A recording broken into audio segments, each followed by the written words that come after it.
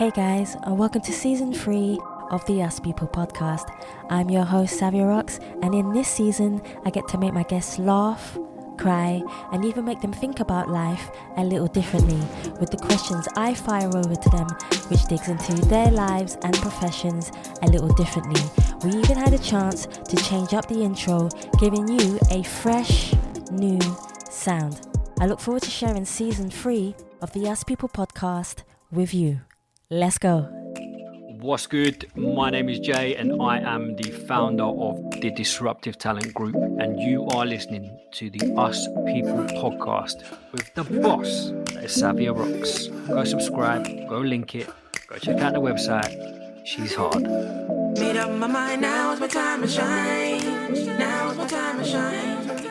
Time that you let go, time that you let go, now's my time to shine. Hey guys, and welcome to another episode of the Us People podcast. I'm your host, Savia Rocks, and today I'm humbled. He's got his finger there. He's ready. He is absolutely ready for me. I've got Jay here with me, who is the founder and managing director of Disruptive Talent Group. Did I get that right, Jay? You did. I was like giving it the deuces, like he Chris was Breezy actually style, but I realised people can't see it, so it was kind of lost. It was lost on some people, right? But you appreciated it. I appreciated it. I always appreciate it. I appreciate it when you came on. There, Jay, welcome so much to the Us People podcast. Thank you so much for coming on. How are you doing today? I'm blessed, you know. Obviously, it's a madness, but I'm blessed. It's like we've got two ways that we can react to this craziness, right? Like either we can become victim of our circumstances, or we can kind of try and determine the outcome of the day. So every day is not easy, as you know, but it's like if I wake up and I've got air in my lungs, then we're good, you know. So I'm blessed. For real. So talk to me about you, Jay. I want to know about you first of all. I want the listeners to know about you as well. So talk to me about... Are you sure about that? Yeah, I want them to keep listening. No, they're going to keep listening regardless because we love them. Okay. We love them and we give them positivity, okay? Come on, so energy. Tell me about you, about where you grew up, your background, but how did that influence you as an individual to be who you are today? Wow, that's deep. So, I'm like 36 now. I'm the son of a preacher man, believe it or not. Come on. So that kind of like framed a lot of my early existence. It was like go church every week and go youth group and kind of try to be good, as it were. And then I think inevitably I was kind of a little bit of a rebel through teenage years on to the 20s. And my mum would probably say now, bearing in mind I'm like covered in tattoos with piercings and all that kind of stuff. Every time I get a new tat, she cries. That kind of gives an idea of what I'm dealing with. But like I was blessed. So we weren't particularly well off at all growing up. But what we lacked in finance, that definitely kind of gained in love and encouragement. So pretty positive, kind of open-minded kind of guy. We were blessed to be, although we were in some sort of scallywag areas, like we had some nice diverse sort of friendships and whatnot. So I kind of grew up quite blessed in that respect in terms of understanding my place in society and the importance of talking to Prince and Pauper the same. And that kind of like led me to communication's always been the thing that I've been passionate about. I think you have the ability to make or break someone's day depending on how you talk to them. Yes. And so, you know, I kind of was fortunate enough to start applying that, partly because I just didn't want to wear a suit. I didn't really subscribe to the whole status and formality. And I think the socioeconomic background that I had was very much you were conditioned to be a worker for someone and contributing to their dream rather than having a dream of our own and pursuing that. It felt like I was never really given the opportunity to pursue what I wanted to do. Instead, it was no, your worker level, go make that person money. And so I did that for a little bit, and it was good. It was a good experience. It teaches you humility. It kind of reinforces things like integrity and, you know, honesty and purpose and passion, things that I hold dear. It's like some of them get suppressed sometimes, I think, when you go to contribute to other people's dream. But so that kind of led me to, I needed to acquire that experience and learn those life lessons and not have lots of money in the bank in order for me to set my own thing up. And that's what we do now. So Disruptive Talent Group, that was something that I set up. Well, it's been on my mind for about five years now. Yeah. And we set it up just before furlough, which, as you can imagine, is a perfect time to set up a business before lockdown and that. But we've been blessed by it. Like we're aware that a lot of people want to present, and they were in my position, and what's worse, they weren't a white male, which is a joke that's even still a thing. So rather than contribute to that patriarchy, instead I decided to kind of smash it up from inside, Yeah. and trying to open doors for people by giving them access to good quality training, giving them access to production resource, and just taking their dream really and kind of wrapping structure around it and kind of giving them a bit of a roadmap. And we do that. We produce some pretty high level podcasts as well, which is fun, and do some brand strategy and stuff like that. So I know that's a really long winded answer to your question, No, I love right? it. But Keep talking. Keep I think talking. that was me. That was me in 4 minutes or whatever it was. You can call it down the podcast now. That's it. That's me. That's done. No, we're nowhere near getting deep into you yet. But There's deeper than that. there's deeper than that. Because listen, when I was Like Michael Parkinson on me now. all Come right. on, So when I was writing my questions about you, I wanted to know about you. I also wanted to know about what you do and why you do it. You touched the base of, for instance, not having a lot in your life, but you had love. Love is wealth. I always Facts. say love is wealth. People seem to think that money is power now because they've made it that way. But love is wealth to me. So break it down to me. You've opened a company. You are the head man. I'll call you the head man. No, we're peer to peer at my place. Okay, I like that. That's good. Okay, I like that. Ain't no head honcho. Right, I love that. So you've told me a bit about what you do, but why did you decide to do this? Because there are so many other companies that could be similar to yours. But why would an individual come into your company and say, listen, I want to learn how to be a presenter. I want to learn how to do podcasting. I want to be better within myself. Why would they go to you, Jay? So there's two questions there. I think firstly is like why we're different. So I know that straight off the bat because it's why we set it up.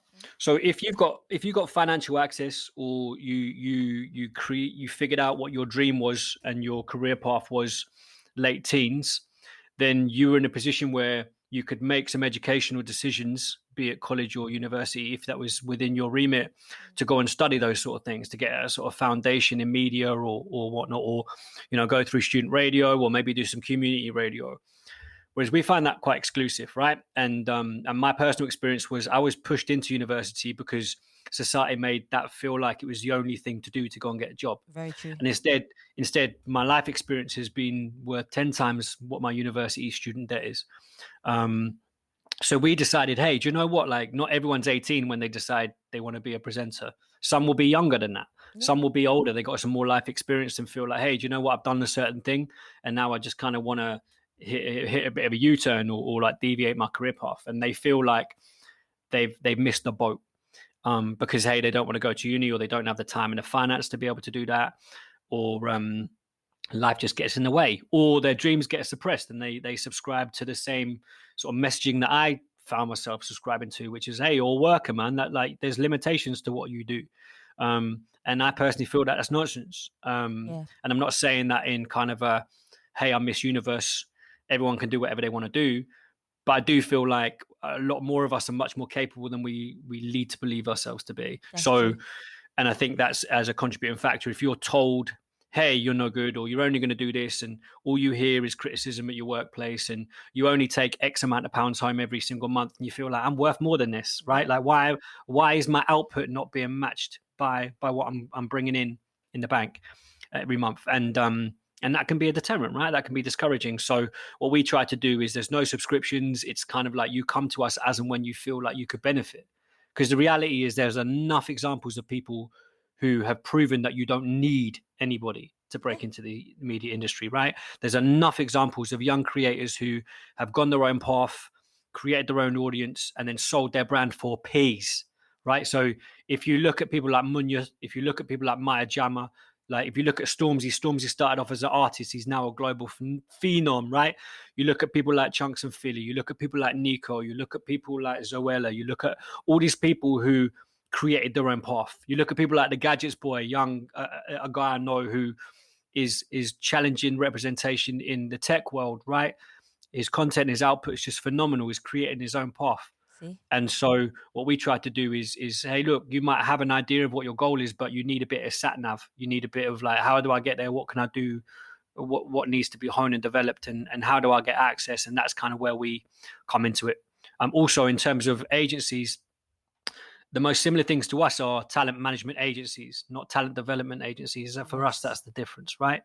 An agency, you'll sign for an agency, and unfortunately, there's lots of good ones. Don't get it twisted, but there's a lot of people that will try to monetize your dream and not give you a fair crack at the whip, right?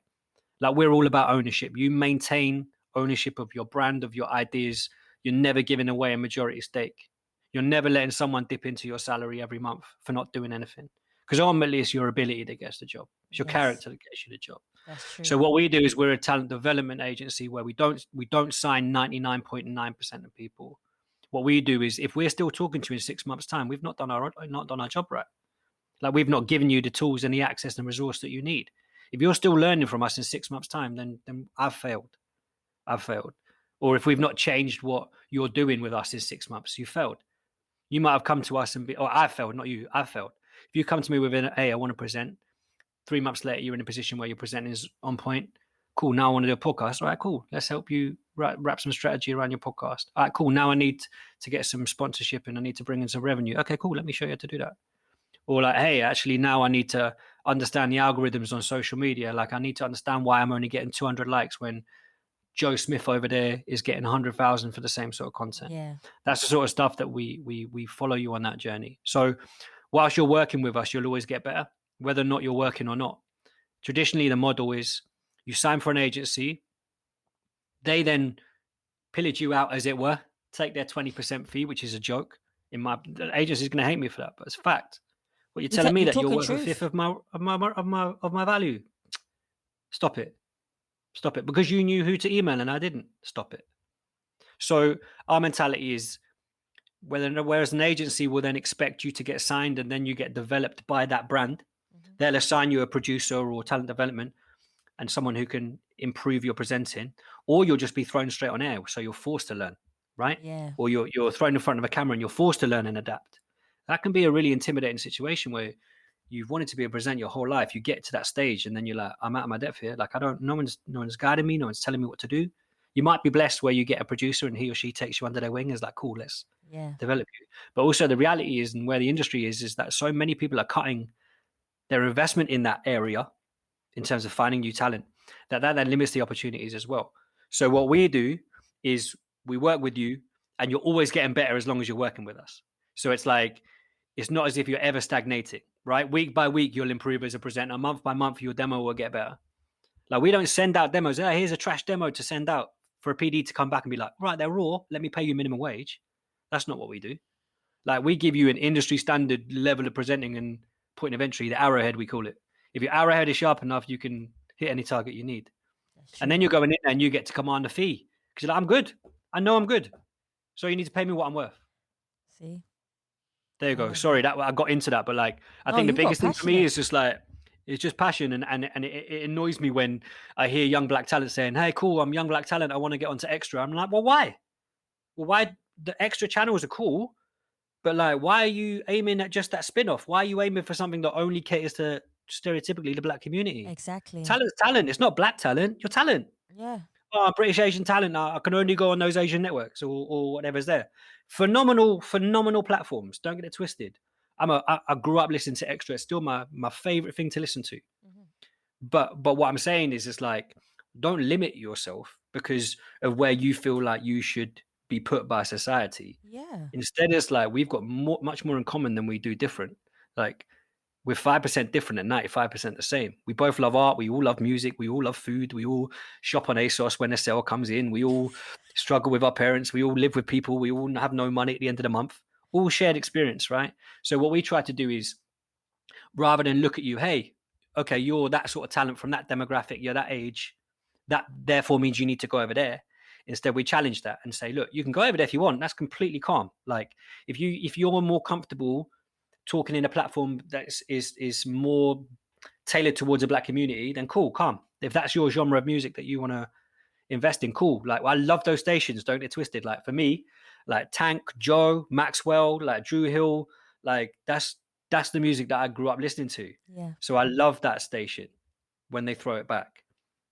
But it's also, well, don't limit yourself, right? Like I didn't say, hey, I'm a white guy. That only means I can listen to that station and that station and that station. It's like, no, I love culture. I love life. Like I love music. Like I love food. Like let me engage in that too. So our mentality is you're not a specific sort of talent. You're just talent. And so what we try to do. So it's interesting you say there's other people like us, because I challenge that and say, no, there's not. There's not. Because other places don't develop you whilst you're working with them. I'm And glad you did. unfortunately, the level of coaching across the board is actually quite low. So it means that if you're an incredible talent and you're working with a coach or someone who maybe is not as experienced in a certain industry or whatever. And listen, there are incredible coaches out there. I'm not knocking any of those folks.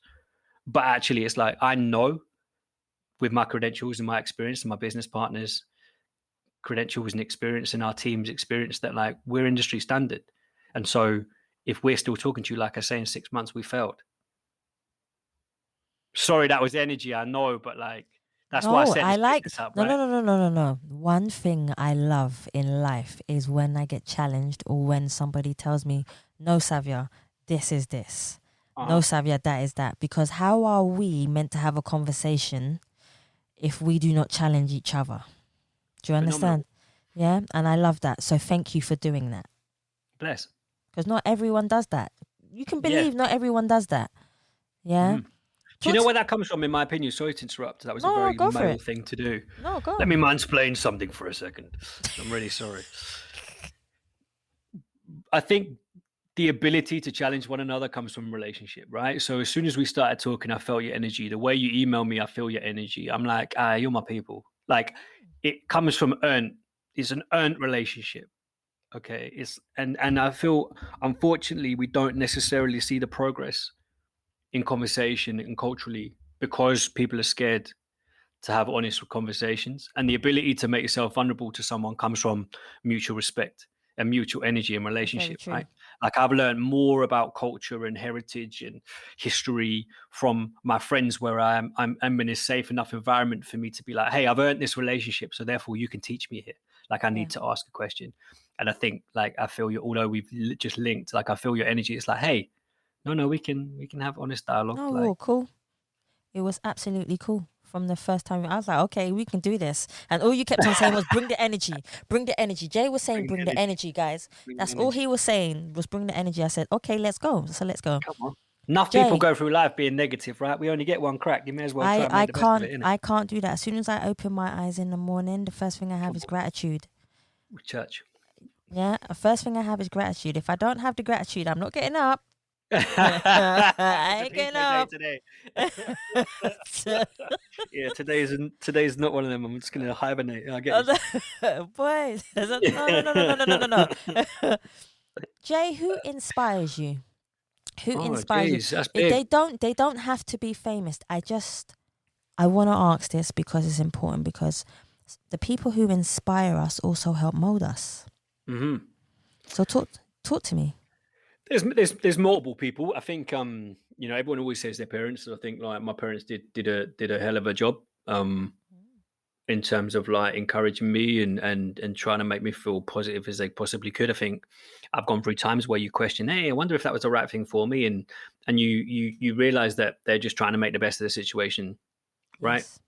So I wasn't there when they made those decisions. I didn't know everything was. They didn't know what the implications would be. So, for example, I moved around a fair bit as a kid. Obviously, that's has its pros, but it also has its cons. Went to certain areas and whatever. So like my parents, they did a hell of a job. Like, fair play to them. If they're listening, what's up, man? Um, I think like there's various. I'm a firm believer in like if you don't know something, go find someone that does it Yes. and learn from them. So like from an author perspective, I've learned loads from like Malcolm Gladwell. I find his books super inspiring. Like Outliers was one of the most phenomenal books I've ever read. In terms of it kind of explained who I was as well. It was like I want to be successful or this perceived success, but at the same time I don't want to subscribe to the existing framework that's telling me how to go about that. And I kind of felt like in class I was kind of like this talkative, disruptive little boy, and that was seen as, hey, that's not necessarily a good thing. But like for me now, I understand. Well, I was a creative. Like I need to be moving. Like I need to be inspired. I need to be like engaged. And if I don't see the reason that I'm doing something, and I don't like your delivery, or I don't see your passion, and then traditionally I would switch off. Like obviously through age and experience, I've now come up with coping mechanisms to deal with that. Also started my own business, so I don't have to deal with it. But like for me, it was a thing where I was like, okay, cool. Like Malcolm Gladwell was I think the author that kind of led me down that. Hey, you're cool. No, like, it's all good. Like this gives you a bit of understanding to you, like a little bit of self learning.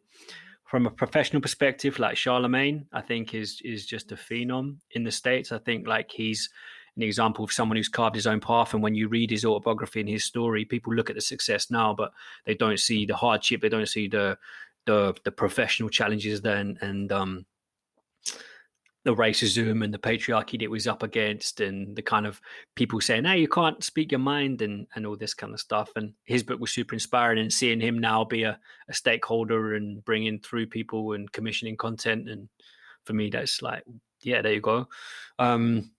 There's sportsmen and women who are super inspiring. Like for me, this sounds really ambiguous and it feels like I'm parring you off a little bit, but like for me, anyone who's doing something that I wish I could do is inspiring, because they would have gone through that same journey as well, right? They would have been told, hey, no, you can't do that. Like, oh, you want to be a musician? No, you can't do that.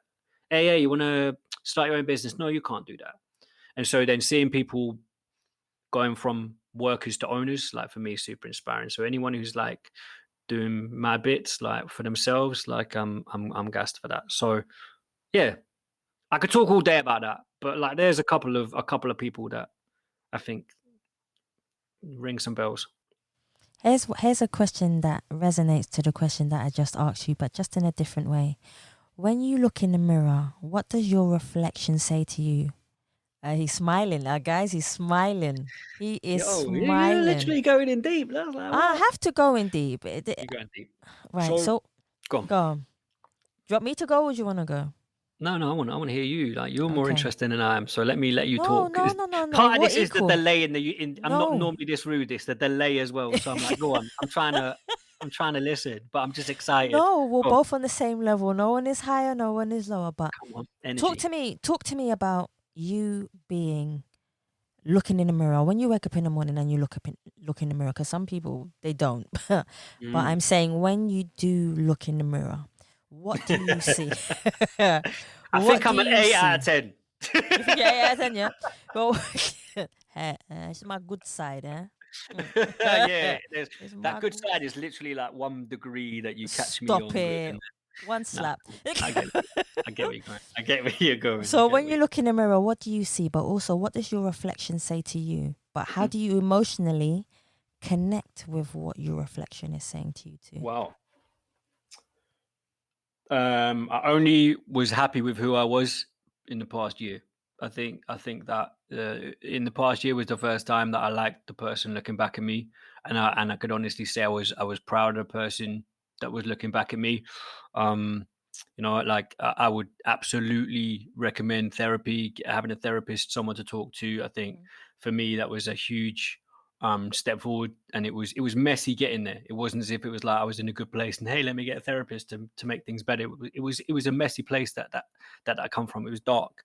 Like I don't like the way people throw mental health around. I think it's become a little bit of a buzzword that people use, and that actually dilutes down what mental health challenges really are. Like you can wake up and be sad. That's not depression. That's human instinct. That's sad, right? Like if you have the coping mechanism to pull yourself out of that, that's not depression. That's sad. And if you can explain why it was, it's sadness. So real mental health challenges, it's dark, man. You get to a point where you really don't like who you are. Like you really look at cultural theory and the contributing factors that have gone into making you who you are, the experiences you've gone through, the relationships, the people you've hurt, the financial decisions you've made, good or bad. And you get to a point where you look in the mirror and you're like, I'm not feeling you, you know? I thought by 36 you'd have your shit together, but you don't. Whereas like the last year was, my mum will kill me for swearing. The last, sorry, mum, this is actually how I speak. She's like, who is this guy? The last the last year was the first time I looked in the mirror and liked who looked back, and I think that was because it kind of decided when I started my own business. It was like, do you know what? Like, I'm going to operate with the integrity that I value. I'm going to operate with the authenticity. I'm going to operate with the honesty. I'm going to operate with the level that I want to operate at, which I think is elite, and that's through the grace of God. That's not through anything I'm declaring on myself. That's like the contribution of my experience and age, and the ups and downs that I've had, and my experience is like, no, I've got something to offer. And then as a parent, I've always prioritized I've always just wanted to be a phenomenal dad. um my kids are my world. I've learned more raising a little girl about being a man than I ever did before. So and she's fierce as well. People say to me, they're like, hey, what are you going to do when someone tries to mess with your daughter? I'm like, don't worry about me, worry about her. Yeah. Worry what she's going to do to you, because I'm raising a powerful woman, and she don't need me to protect her. She's got it down. And same with my little boy. Like, people think these little boys, hey, they're strong and I'm going to condition you. It's not about that. Like, treat them the same, condition them the same, in terms of like, look, everyone needs to have that self-assurance. Everyone needs that same level of affection. Everyone seems to think, hey, yeah, you cuddle little girls and little boys get a pat on the back. Not a chance. Like, they both get loved the same. So that was a contributing factor in terms of me liking who was looking back in the mirror, in terms of me as a dad. I married Superwoman, so that's helped. And lesser women would have left me at times. Not in terms of any sort of unfaithfulness. I don't want it to feel like I'm out of cheating. Not at all. It was more just about like what I put her through on a day to day, in terms of my own struggles, and the contract that she signed in terms of the man that she was with was not the guy I was with at that time. For a long period of time. So I was a year ago, maybe even under a year ago. That's kind of when I really started putting in work and on myself to kind of be a better husband. And I don't think anyone's ever the perfect partner. I don't really even like the term husband and wife. I prefer life partner, because I think life partner is about like, hey, look, there's different seasons of our relationship, right? There's lustful seasons, there's co-parenting seasons, there's best friend seasons, there's mentor seasons, there's professional accomplice, and I don't even wear a wedding ring, and people jump to that. They're like, why do you not want to wear a wedding ring? And it's like, well, why does it matter to you whether I'm married or not? Like, me wearing a wedding ring doesn't change the way I feel about my wife. Doesn't make me any more or less likely to act badly. Like, she knows I'm committed. I know she's committed. She doesn't wear a ring on occasions as well. And for me, it's like, if your status is dependent on how you are portrayed by society and how you're treated, for me, that's not a thing. I want you to listen to my substance, right? Rather than you making prejudgments. Oh, that guy's married, he must be this, or oh, that guy does this, or whatever. So it's like, if you're not going to take time to get to know me, then you're not the sort of person that I want to do business with anyway, right? Exactly. So that was a long way of saying, like, look, it's been a long journey, but I'm more confident, and I can say, yeah, I like myself now. I'm all right, and it differs, there's days where I wake up and I'm like, not feeling today, like you said, that's a pajama day today.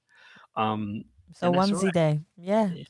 Yeah. Does that answer the question? Sorry, I felt like I'm talking no, for it days, answer. but... Listen, when I ask someone a question, the question has to come from their authenticness. It came from that place. That's all I asked for, and that's what the listeners wanted to hear anytime that happens. So it's a perfect answer. Your answer is your answer. Energy. Mm-hmm. Here's one for you. If there was one song in the world that was the soundtrack of your life, what one song would you choose, and why would you choose that song? Yeah, I deal with music every day. You can't ask me that. That's so unfair. Like, I know. Like, I find that impossible to answer. Like, it's there's just so many different tracks that have been significant. They tend to be aligned with, like, like the Drake Take Care album was when I first met my wife. Like, that was on lock. Like, we just had that on loop, and even like Plan B's album. Like, I know it's a bit obscure, but like, that was on lock. Look, listen, like, my daughter's song's Bob Marley. Like, Bob Marley, like, yeah, Three Little Birds, like, don't worry about a thing. And even now, like, she sings that in her car. I sang that through when she was a bump. Like, that's her song. And I know that's kind of a little bit of a big big favorite of everyone's, but like for me, it's significant because that's my daughter's song. It is. Um, yeah, there's loads. You know, I'm a big fan of Miguel. I like Pretty Wings, like Maxwell. I think is one of one of my all time favorite tunes. Anything like by Boys to Men, I just think it's just phenomenal. Like, Yeah. yeah, but do you know what? Like, I was literally listening to Fredo's new album. People say Fredo, it's not. It's Fredo. Yeah. Fredo's new album, Flames. Like Dave, phenomenal. Like, just so many artists. There was like 50 Cent uh, in a club. That was my like 18th birthday track that we got played about 15 times in the worst clubs that you've ever been to, but we played that. So that's got kind of fond memories. Like at the first album, that it was funny, like little white boy getting raised in a vicarage. I remember getting Illmatic Oh, and playing that loud whilst my mum and dad were downstairs doing prayer meets. That didn't go down well, but like for me, it was like a huge moment. Even worse was my little brother played Beanie Man. yes. Yeah, open up, yeah, that track. He played that mad loud in the vicarage. Can you imagine? The kid was like 7. He didn't know what was popping. He come on me, he was like, "Yeah, I got a like Beanie Man." I'm like, "Where you learned about Beanie Man? Like, what are you talking about?" So yeah, there's loads of like tracks that are just tied into my life. I think like Desiree Kissing You for me is like one of the most beautiful tracks ever written. It Like is. Lauryn Hill, like Miseducation. Like I bought that when I was in year 8. No, year 10 at school because I was on a French exchange, and at that point £15 was enough to last you a week, and that's what my mum and dad gave me when I went over on the French exchange thing. um and I remember spending £12 on that album on the ferry on the way there. Yeah. So I had £3 the rest of the week, which I think was like 30 francs at the time or something. Got me nothing. So I kind of scavvied off my mates for the whole week, but I had Lauryn Hill's album. And yeah, for me, Lauryn Hill is just it, you know. And I love what she's achieved. I love that she's done her work and then just backed off. Like, it's like, it ain't about the money for me. Like, I've done my body of work, I've released it to the world. Like, that's my thing. And you listen to that album 20 years later, and it's still as Still impactful same. as it ever has been. Still So, resonates with you the same. yeah, there you go. So I know I didn't give you one answer there. I snaked out of it by giving you You're multiples, smart. but That was a yeah, smart way to do it, though. That was a that's what smart we do. way Yeah, to do that's it. what we That's do. a smart way to do it. When did you realize that language had power in the way that you receive it and in the way that you deliver it? It's really interesting you say that. I think, like for me, what you say is less important compared to how you say something. Um, so no one's ever turned around to me when you're trying to prove them wrong and said, "You know what, mate, you're absolutely right. Thank you for that." Like no one's ever done that. Like it's just wasted emotional turmoil, right? Whereas if you come alongside someone and you try to get in their shoes, you try to understand where they're coming from, you're more likely then to make some sort of progressive communication, right? Yeah. Like you're more likely to find a common ground. Whereas if you look at a conversation like a battle, right? Like, all right, when's she going to be quiet so I can jump in? Whereas actually, if you sit back and listen, I know I've given you a couple of bad examples on the way here, but I'm blaming the internet connection. If you actually sit back and listen and wait for that person to finish and then pause for a couple of seconds, where did I read this? It's going to annoy me that it was a book that was about communication. It was about like how if you just wait, people are a bit weirded out. Like if you actually let them finish their sentence, people are a bit weirded out because they're so used to someone trying to jump in, and then you give them that space to breathe, and you're like, oh wow. And so for me, it's less about what you say, it's about how you say it, and it's also about like listening and actively listening rather than looking at a conversation like a competition. Right, what can I say next? That makes sense to me. See, I just done it to you there. See, you know I when know, you I give know you someone, did. you see, I just done it to you there. I was like, yeah, she's gonna do it to me, isn't she? She's Yeah, gonna pause you for a know, I'm couple of gonna do. seconds. I But I was like, do like the whole point. I do like giving people time to speak because I find that I have a soft temperament, and because I have a soft temperament, people have a tendency to always want to talk over me sometimes. In the real world, you know, the world out there, that world, they like to try and talk over you. And because I'm quite a small person, I'm not. People like to try and do that, but then they're quite surprised with how I react towards them. So I like that. That's good with me. What has somebody said to you? No, actually, I'm going to say this in a different way. What would you do differently if there was no judgment in the world. So if nobody could judge you for the person, because we're constantly being judged, pretty much like you were saying just a second ago, just in a different way. If there was no judgment in the world, how do you think you would be today? I don't know is the honest answer. Fair enough. I think like, you know, bullied. I was pretty severely bullied at points in school. You know, Irish genetic to redheads don't tend to get an easy ride in school, Aww. especially when you're rocking a haircut that was done at home by your mum, bless her, who's great, but she's not a Aww. hairdresser. But at the time, obviously, that was heartbreaking, right? And it was frustrating, and it was like you looked at it like I'm the victim here, like what's going on? Now I look back at it, and it was like, you know what? Though it prepped me better. Like it kind of made me toughen up a bit. And although I wish we could walk around vulnerable and kind of honest with each other, actually, we need to protect our hearts because not everyone has the same intentions as us. Again, a lot of what I'm saying is stuff that I've read, so it's not as if it's my wisdom. It's something that I've acquired. But like, if we hold other people to our own standards, we'll always be disappointed. So it toughened me up a little bit in terms of, right, let's just guard yourself a bit, like identify like what you're good at, like how can you overcome this, right? Like how can you make sure this doesn't happen again? Although I didn't have the answer straight away, and it stuck with me for a long time. Now that I'm a father, I'm like, cool. I'm better prepared to deal with that challenge. Yeah. God willing, it doesn't happen, but you know, no one's immune. Like, doesn't discriminate. Especially when they're little mixed race brown kids. Like, you know, we picked a school that, you know, their skin tone is well represented. Like, socioeconomically, there's a range of people. It was a very deliberate decision to move to an area where that was going to be the case. Yeah. And so you try and put the structures in place that will give them a fighting chance. But then it's also a matter of giving them the emotional toolkit and resources to be able to deal with that. So I know the original question was about judgment. The thing about judgment is it actually challenges us to be better, right? It actually like forces us to look at ourselves and mature and develop and grow. Whereas I would feel that if there was no judgment, I would go through life thinking everything I did was great, or you know, the way I'm behaving is cool.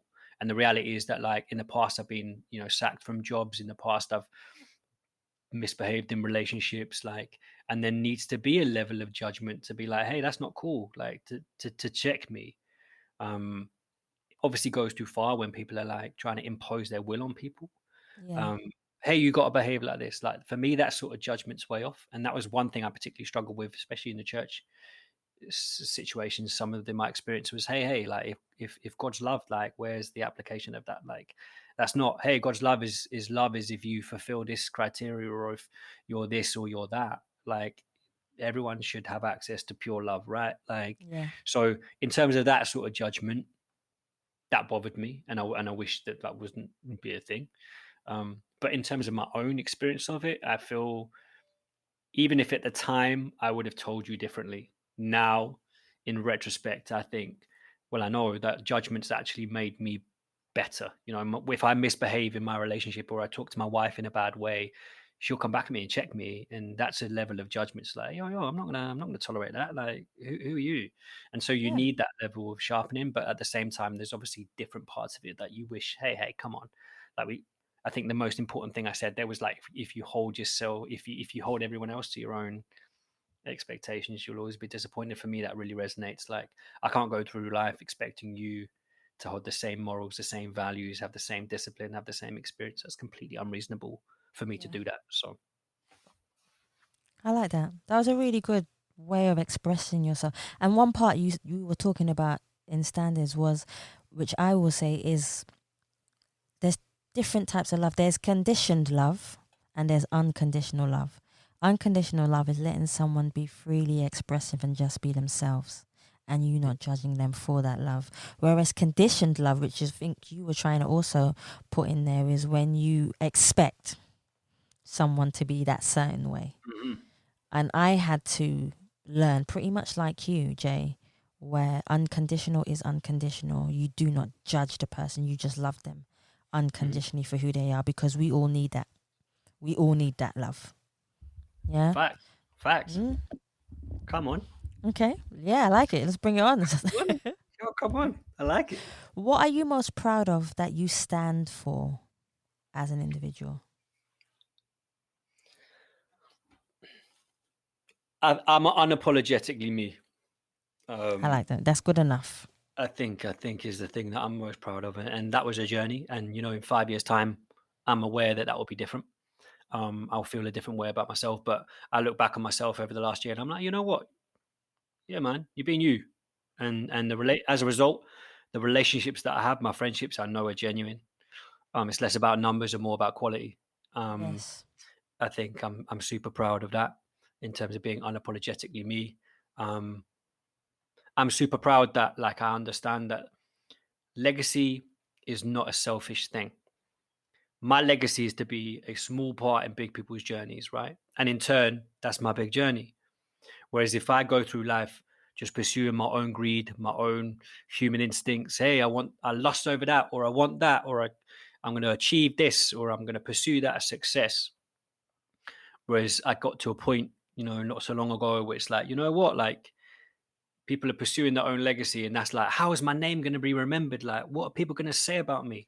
I'm like, it's not about that. Like for me, it's about like the impact that I had on different people that I operated with. I don't like it when you hear, work testimonials where they're like, he's an excellent worker. Oh, that job he did was just brilliant. That project, oh, he brought in this much money. Great, well done. My impact and my legacy is like, are the people that I'm working with, and my group, my squad, do they hold me in high regard because I'm honest, because I have integrity, because I give them time of day, because I'm positive, because I ask them, how are you? And I wait for them to answer rather than, yeah, you're good. Yeah, cool, calm. Right. Let's take on. And so like, I think emotional intuition is huge. So I guess that's what I'm proud of right now. And that's not to say I have it nailed, because obviously we will have good days and bad days. But yeah, to kind of come full circle. I'm proud because I feel like I'm unapologetically me, and also I'm aware that my legacy is not a sole investment. It's about sowing the seeds and helping other people level up. Keep it real. Yep. Most definitely. When was the last time you actually felt at peace with yourself? Often now, often now, often now, Often now? often Okay. now. Yeah, often now. I feel like in terms of where my path and my trajectory is, it's much more matching of what I wanted it to be. Like my impact and my financial income and like how I'm as a husband, how I'm as a dad, how I'm as a friend. Um, has made me. I kind of feel like it dovetails a little bit like with the pride thing and the kind of like self awareness. I think like self love bring peace, and kind of like dealing with some of them demons and dealing with some of that negativity has brought me some peace. And then and on paper, listen, like on paper, I haven't gone through some crazy traumatic experience that some people go through. Like some people lose close, like loved ones. Some people have to deal with their Yeah. folks splitting up. Like on paper, there's some mad trauma that people have to deal with. So on paper, my life is not been overly traumatic, but there's also I needed to acknowledge, hey, that had an impact on me, or that one experience that had negative connotations for me still. And I think a lot of the inner peace came from me getting to a point where I was able to discuss it, unpack it, kind of start looking at really at what the core is. Like, what does my seed look like? Like, what does the root Yeah. look like? I can deal with the flowers. Hey, yeah, the flowers are cool. Like, yeah, nice. Like, you're in blossom. Hey, things are good. But actually, it's like, well, what is my seed? What does my core represent? And unpacking that and seeing where there was darkness and where there was light. I think that has kind of brought some peace as well. So I think like self awareness and yeah, like that the sense of pride in oneself. I think that for me has generated a sense of peace, definitely. So I'd say today, like it's been a nice day. I'm happy. Like it was really interesting. I was sat on my bed at like, what time is it now? Obviously, we're recording this at what, like 9 o'clock in the evening. I sat on my Yeah. bed at like 5. And normally that's like witching hour for my kids. Like I love my kids, but I swear they turn into Satans at that time. And I was like, I've got an option here because here's how I'm going to share you my world. I do the mornings, right? Nine Right. times out of 10, I do the mornings. I wake up because my wife is like in law, like she's a beast. She has to like properly focus, like. So I tend to do the mornings. Wake up, do breakfast. I like having it positive. I'm like, do you know what? Like, what do you want? Yeah, eat that breakfast. Cool, cool, cool. I do the mornings. Therefore, there means I don't have to do the evenings. That's her side of the deal. So, like, witching hour, I tend to be like, right, come, I'm done now. It's like, here's the baton. I'm handing it to you. Like, I'm gonna try and blank out what's popping and have some me time. I sat on my bed, things were kicking off. I was like, do you know what? I could sit on my phone whilst my kids are going mad, or I can just go and play. We call it. This is going to sound really shady, but we call it tickle snake, where I'm a snake that goes around and I like tickle them. They love it. They're like, let's play a tickle snake, woo! And I'm like, cool. Right. I can sit on my phone looking, oh yeah, what am I doing on Instagram, or what has my business done today, or da da da da da. I'll reply to emails, or I can be like, do you know what, like. Makes no difference if I do this now or later. Whereas my kids are going to bed in a couple of hours. Let me just go and play damn tickle snake. Where tickle snake sounds adorable. It's basically them kicking me in whilst I try to tickle them. That's basically the game. So I took some physical abuse right there, like, and I've got a nose piercing which my little boy always kicks, and it like bleeds. I'm like, bro, I play tickle snake. I'm now bleeding tickle snake. That's not cool. But anyway, long story short, like I was like, do you know what? I made the decision. And you know, I'm just gonna go and play with them. Like, let me just go and chill with them. Like, although everything about me is like I'm shattered. I just want to do some work or whatever. I just want to chill. I was like, let me just go play with them. And for me, that was again a long-winded illustration of like inner peace. It was like, do you know what? Like I know what's important to me. Like I know that I can wait, and this over here is important. So that inner peace has come from. Let me just enjoy the moment right now. Let me just, rather than think what's next or what can I do or how can I work or how can I better myself. It's like, do you know what? Just enjoy now. And that I think kind of brought me that little sort of inner peace that I'm still able to talk to you consciously at 10 o'clock, even though I've gone through that tickle snake situation. Tickle Stop snake. laughing I at like tickle it. snake. I love tickle snake. Yeah, but it sounds like really inappropriate now. I'm just gonna Now I'm with message another you and adult just be talking like about it. tickle Yeah. snake. Let's see. Tomorrow morning you're gonna get a message from me and it's gonna be tickle snake. Only my kids get to play tickle snake. Oh man. What is the best advice you have ever received from somebody? Because you've just listening to you so far, you've done a lot of self-observation. You read a lot from what I can see, and you take in knowledge like a sponge to better yourself. But in doing all that, what has been the best advice somebody has ever given you, and how has that helped you? I don't think there's been one. My emotional Specific. response to that question is I don't think there's been one specific piece of advice that I could say, hey, that's the thing. I think I can definitely credit people who have Yeah. been in different seasons of my life, and actually it wasn't their advice that really benefited me. It was their time, it was their guidance, it was their mentorship, it was their relationship. um like I think I mentioned earlier on, like if I don't know something, I'll find someone who does, and Yes. absorb that from them. And so there's been some professional mentors. I've got a business mentor right now, Phil Wall, who's just an incredible man, and he's elite in his field. I wouldn't be able to access him. But he's my business mentor and has given me so many pearls of wisdom. But more than anything, he's given me my time, given me his Yeah. time. In terms of, I don't even know if it's like an amalgamation of all of these experiences, or maybe multiple quotes that I've just kind of put together. But the kind of mantra that I operate under is like, I don't want to succeed if it's not me. Like if I Yeah. have to compromise who I am to be successful, then I'd rather not be successful. Not in the traditional success, in the way that society that kind of defines it. So I think the piece of advice is like, it's that. It's like success is only success if you're happy with who you are when you get there.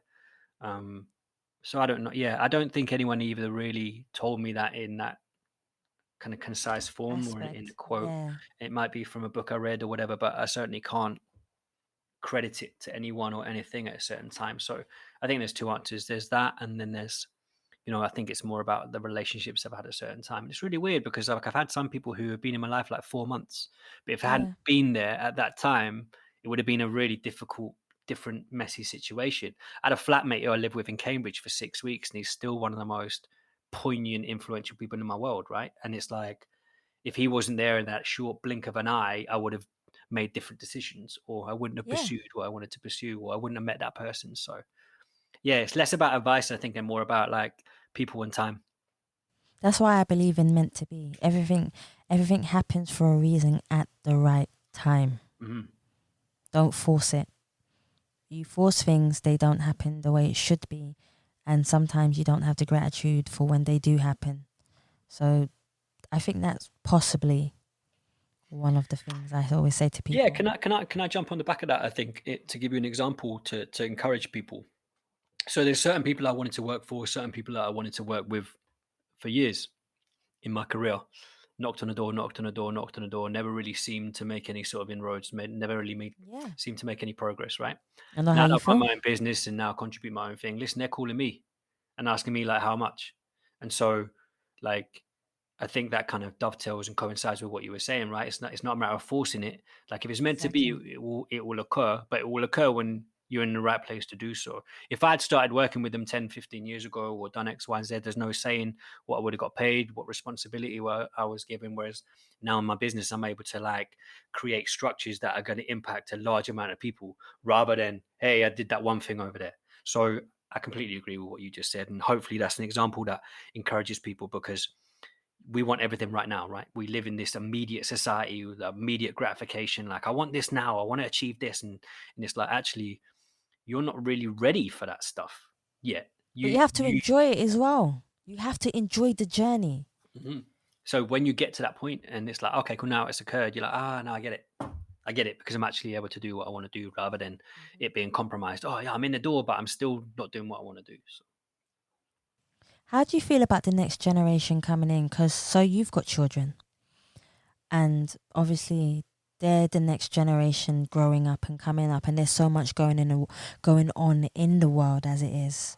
How do you feel the next generation will make a change to make things better? Because I'm always talking about positivity and making things better for the next generation to come up. How do you feel the next generation will develop, achieve, and also make things better? Just in your opinion. I'm worried and I'm hopeful.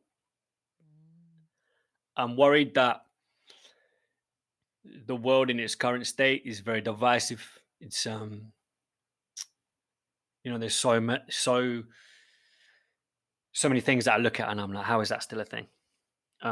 Like, how are we still dealing with nationalists? How are we still dealing with racism? How are we still dealing with homophobia? How are we still dealing with sexist patriarchal systems? Why are we still dealing with that? So I'm worried. And even like, I'm not going to pretend that I'm that guy that recycles everything and, but creating some sort of sustainable living is what we've been trying to do as actively as we possibly can. Because we've just had this post-industrialized, greed-driven culture and community that's like, right, it's me or no one. And so I'm worried, but I'm also hopeful because um, I'm able to have conversations with my kids about sexuality, about racism, about socioeconomic divide. They're 5 and 3, but there's a resource for me to be able to do that, right? There's kids' books about Rosa Parks. It's Yes. like that. There's kids' books about my hair. I think it's Hannah Lee, one of the most. If you've got little kids with curly hair or they're dark skinned and you want them to feel proud about that, you want them to be their brown skinned girls. Like, that's the book. And there's an abundance of things. So I'm hopeful because it feels like there's a level of resource. My daughter can look at the vice president in the States and be like, "Yo, come on, you're my people. What we saying? Come on, Miss Harris, right?" And Yes, that's true. my surname too. So I'm like, that's you. She's got the Yeah, same for real. surname. I'm like, that's energy, Darcy.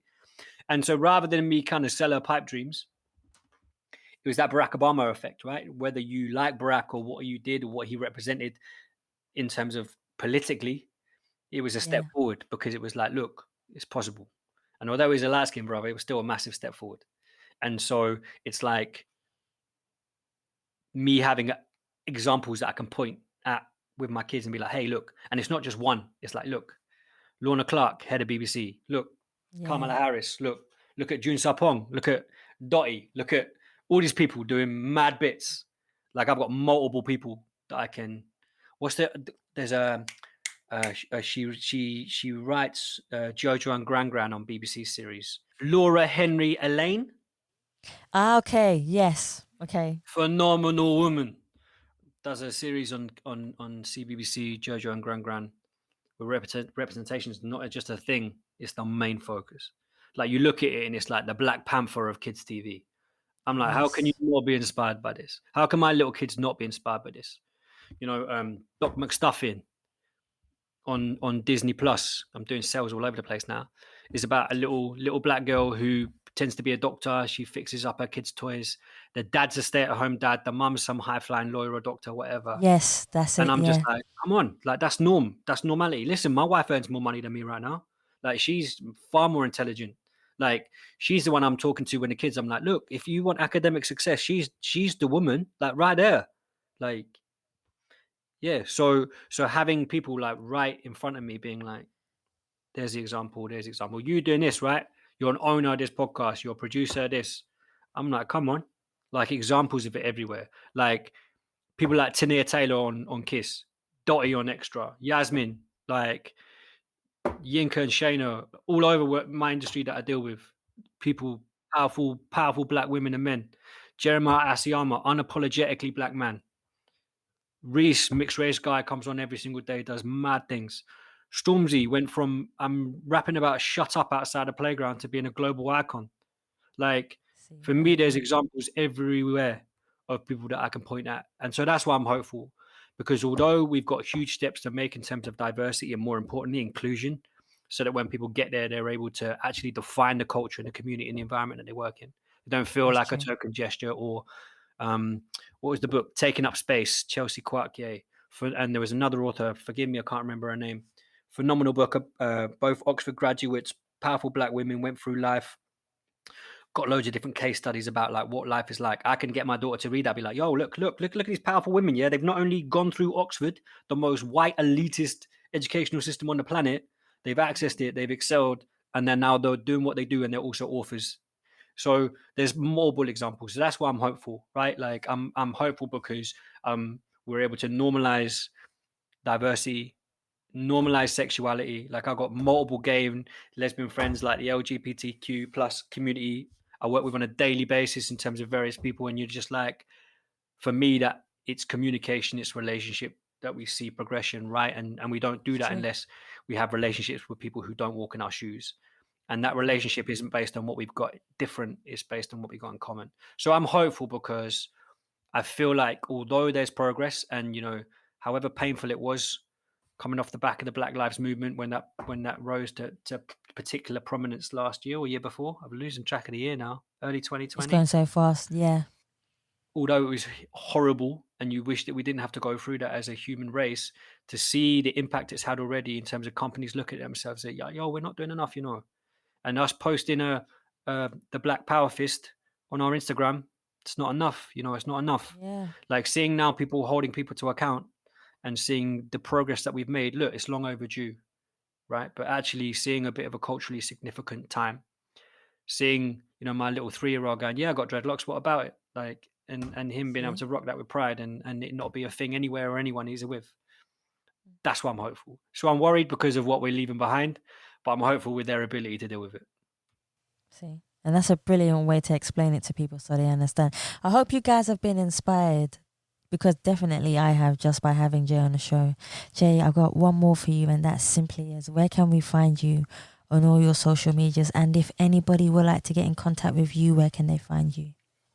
Let me just say also, like, I'm mad inspired what you're doing, right? Like, I'm very rarely say yes to podcasts because I'm like, podcasts are self-serving quite often. And actually, when I've seen what you've done, and I'm like, yeah, calm, I definitely need to be part of this because it's purposeful, impactful content. So I appreciate you for Thank reaching you. out, and it's a blessing. Even though you messaged me like 6 months ago, right? And I was like, yo, she's busy, right? She's Yeah. booking me for 6 months in advance. I was like, geez. So Yeah. yeah, so let me just say I'm mad inspired by that. But where can you find me? So I think my company, which you know I love, like hopefully you can hear my heart for that in terms of helping people level up. That's the disruptivetalentgroup.com. All our socials, because I've got phenomenal business partners and social folk. It's all at that's disruptive. They would have killed me if I got that wrong. Me personally, I'm Jay Disruptive because I live and breathe what I do. So JAY Disruptive. That's me.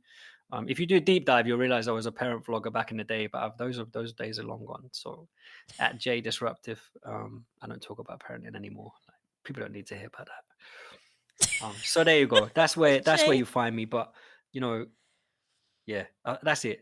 I think you've covered off a lot of incredible stuff. So I appreciate you having me on.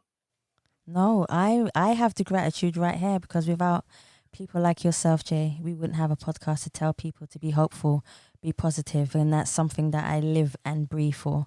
So Facts. Jay, thank you so much for coming on the Us People podcast. I really do appreciate you.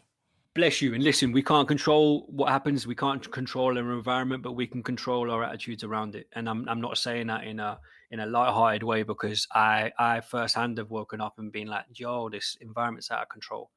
But it wasn't until I started looking at myself and realizing, I have the answers. I just need to find the people and the environment for me to be able to channel and understand it. That's kind of when I started changing my outlook to the environment. So the environment's going to be messy every day, right? It will be. There's going to be stuff that happens every single day. It's out of our control. But one thing that we can do is determine, hey, how am I going to react to this? How am I going to respond to this? So I think, like you said, this is about encouragement. So hopefully there's been some sort of positivity that's come out of that. I think there have been some. I think the whole thing's been positive. So that's fine. Bless. So Jay, thank you. Come on.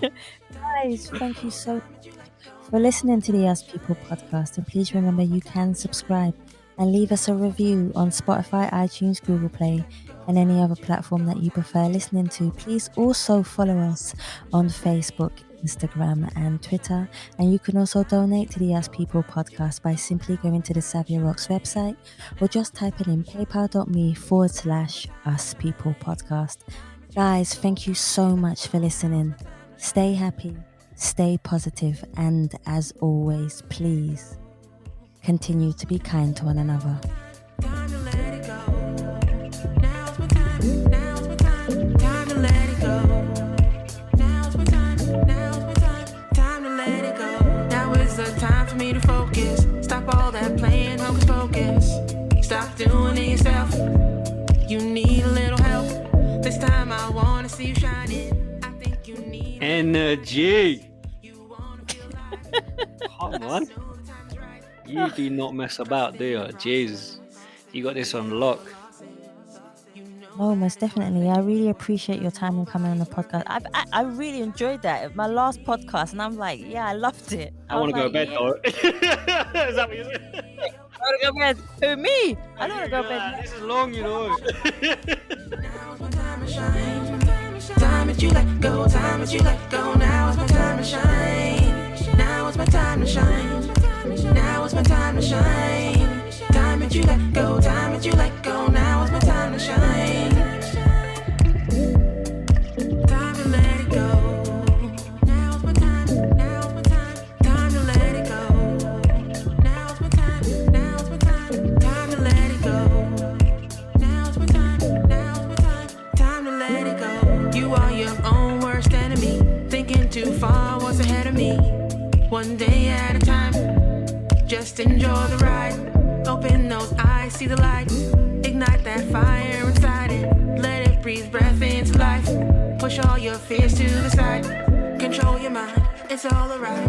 Enjoy your life, the joy is mine. Commit to you, you got the tools. You're listening to the Us People podcast with Savia Rocks. Na.